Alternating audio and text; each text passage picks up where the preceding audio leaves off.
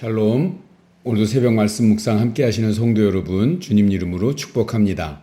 찬송가 88장 내 진정 사모하는 찬송하겠습니다.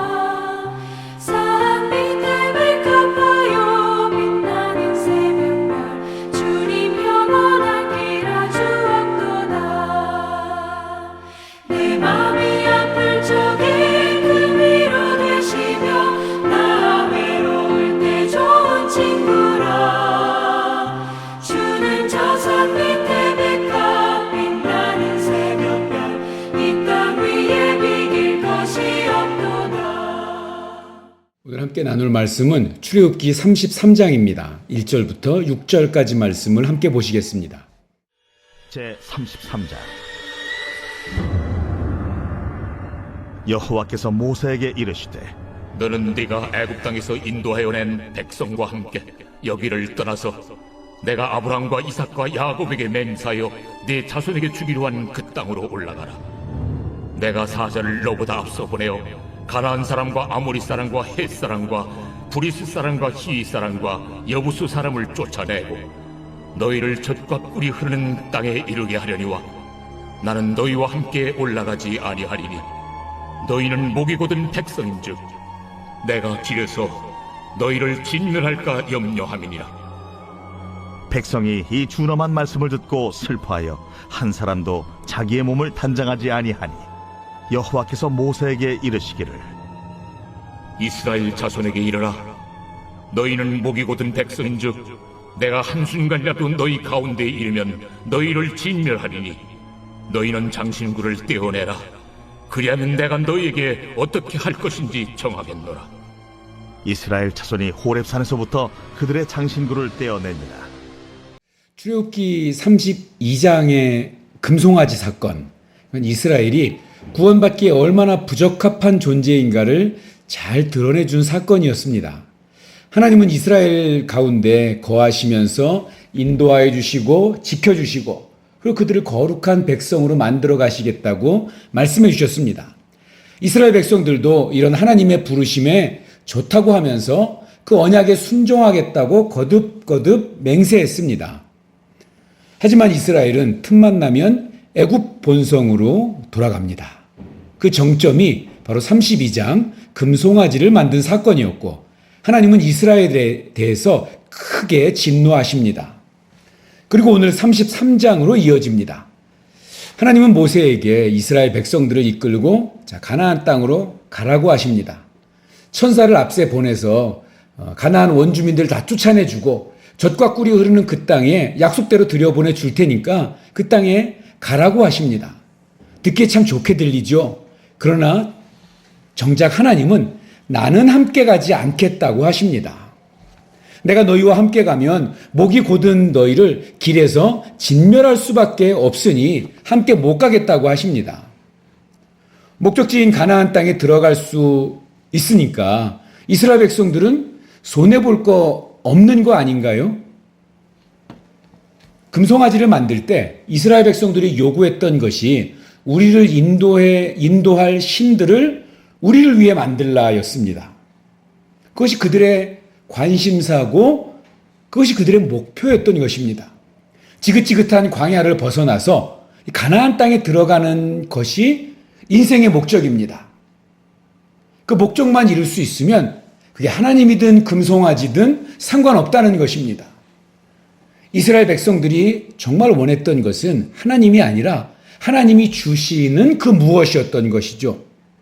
잘 사는 것이고 편안하게 지내는 것이었습니다. 배부르게 지내는 것입니다. 자기가 하고 싶은 대로 사는 자기 만족이었습니다. 그것만 준다면 여호와 하나님이 아니라 누구라도 상관없다는 것이 바로 이 금송아지 사건의 핵심입니다. 그들을 향해 하나님이 분명하게 말씀하시죠. 좋다. 사자를 보내서 가나안 원주민들을 내가 쫓아내주고 젖과 꿀이 흐르는 그 땅에 들여보내주겠다. 그러나 나는 너희와 같이 가지 않겠다.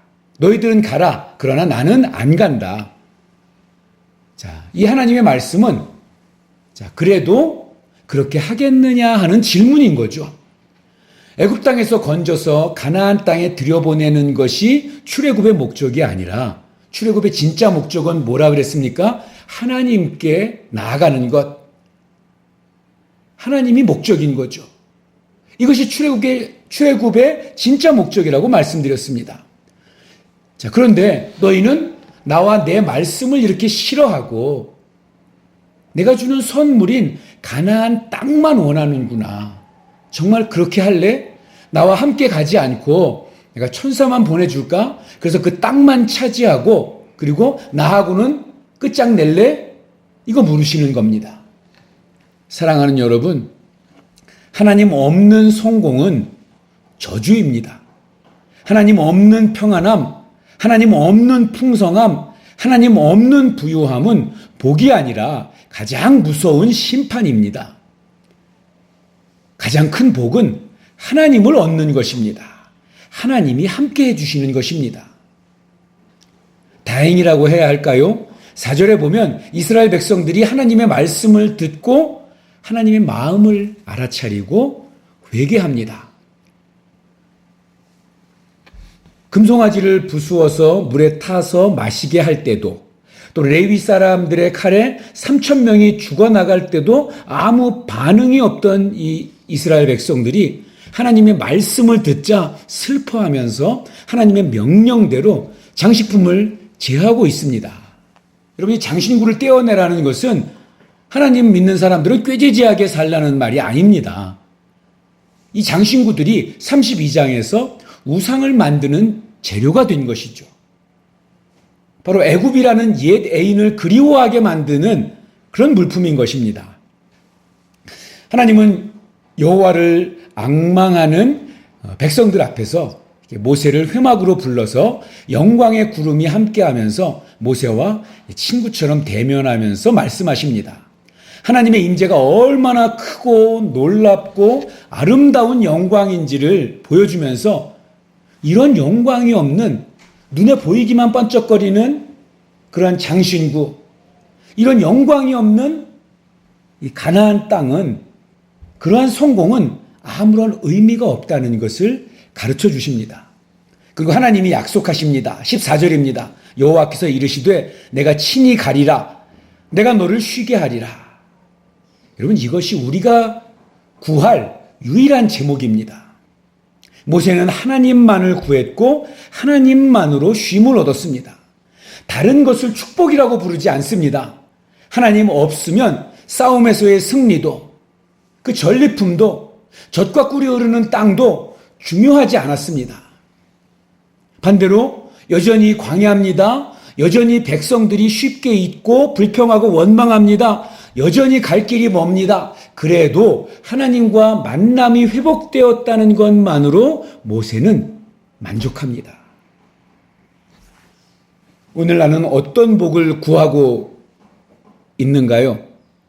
하나님이 주시는 그 어떤 것보다 하나님 당신을 기뻐하고 하나님을 복으로 삼고 살아가는 그런 하루 되기를 주님의 이름으로 축복합니다.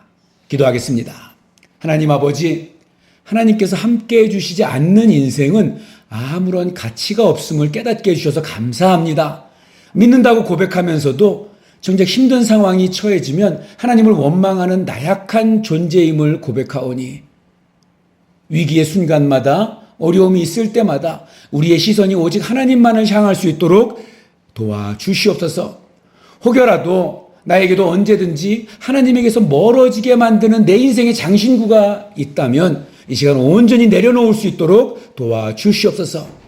하나님께서 친히 동행해 주심을 최고의 기도 제목 삼게 하여 주시고 하나님 안에서 누릴 수 있는 절대적인 그 쉼을 간절히 사모하며 하루를 보내게 하여 주시옵소서.